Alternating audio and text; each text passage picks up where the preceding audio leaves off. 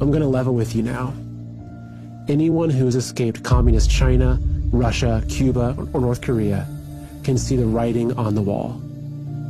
In 1963, the communist goals to overthrow the United States were entered into congressional record. They stated, capture one or both of the political parties, infiltrate the press, gain control of key positions in radio, TV, and motion pictures. After this election, it's pretty clear these goals have been achieved. And the more you look into it, the more you see that all roads lead to China, or more specifically the Chinese Communist Party, the CCP. Guess who owns a massive chunk of Hollywood, including AMC theaters and legendary film studios? You got it, the CCP. Guess who pays millions of dollars to mainstream newspapers, including the Wall Street Journal and the New York Times, to publish their propaganda? The CCP. And guess who's given the Biden family billions of dollars? Yes, the CCP. Now do you see why Biden is the media's darling?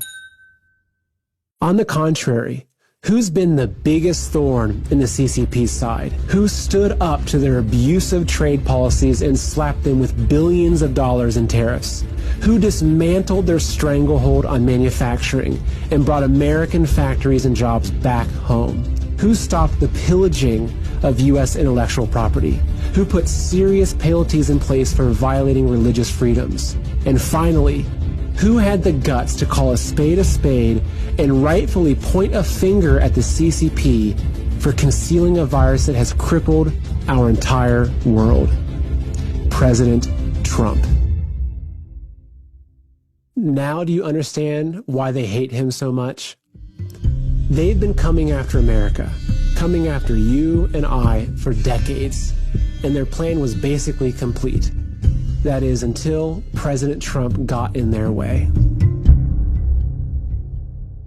Right now, we're in a battle for our republic. The enemy is already inside the gates. Even those we thought we could trust have turned on us. They're not fighting with guns and bombs, no, but with words, ideas, and narratives. Because what they're fighting for are our minds. In 1956, communist leader Khrushchev said, "We will take America without firing a shot. We do not have to invade the U.S. We will destroy you from within."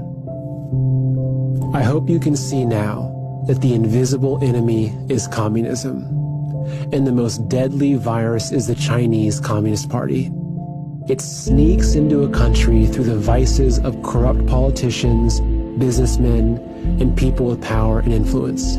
It rips through cities and towns, bodies and minds, leaving no stone unturned, no soul untouched, and a trail of death and destruction in its wake. It sows its seeds by convincing us that lies are truth, evil is good, and hatred is love, that division is unity, and that our enemies are each other. Man versus woman, rich versus poor, black versus white, left versus right. It takes root when we feel helpless, afraid, and alone. It erases our history and slanders our forefathers, and teaches our children to hate themselves, their families, and their country. It ridicules our beliefs, undermines our values, and attacks our way of life.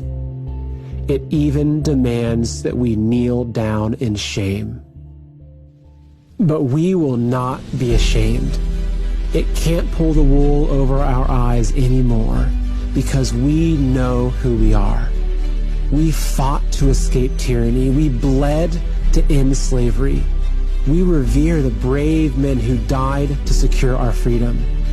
We welcome people of all races and religions. We love our neighbors. We help the poor. We cherish our families. We work hard for what we have. We unite in times of hardship. We know good from evil and truth from lies. And we know that our rights don't come from the government. but from God. And we will fight to the death to protect those rights. The time ahead is critical. We, the people, need to call upon our president to defend us from enemies, foreign and domestic, and uphold his oath. For the time being, we still have free press and free speech at our fingertips. But if we don't grab hold of them now, we'll lose them forever. Independent, honest media companies like OAN, Newsmax, and the Epoch Times will guide us out of the darkness, while mainstream media will only drag us further down. It's time to stop giving them our money, our attention, and our minds. Unlike their Facebook pages, unsubscribe from their emails, unfollow them on Twitter, delete their apps, and stop visiting their websites. Support the countless patriots who've gone through hell and high water to get this information to you.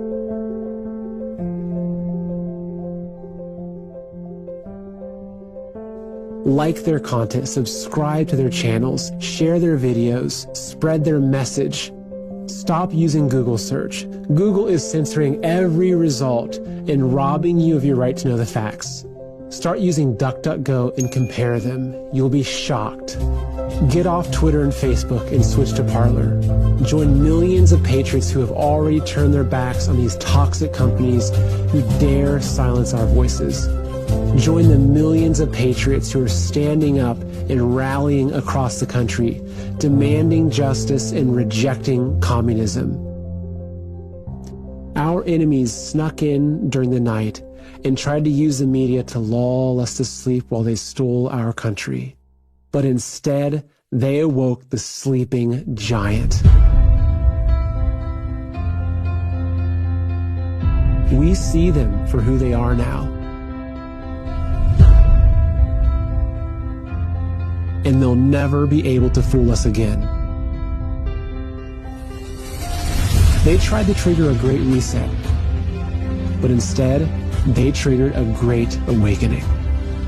We will not look back 5 years from now and tell our children that we did nothing as our nation was stolen. We will tell them that we fought for and won our freedom just like our forefathers in 1776. America is the last bastion of freedom in the world.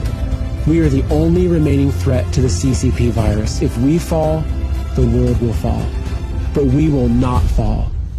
It's time to stand with our founding fathers and to invoke the power of we the people and the power of God.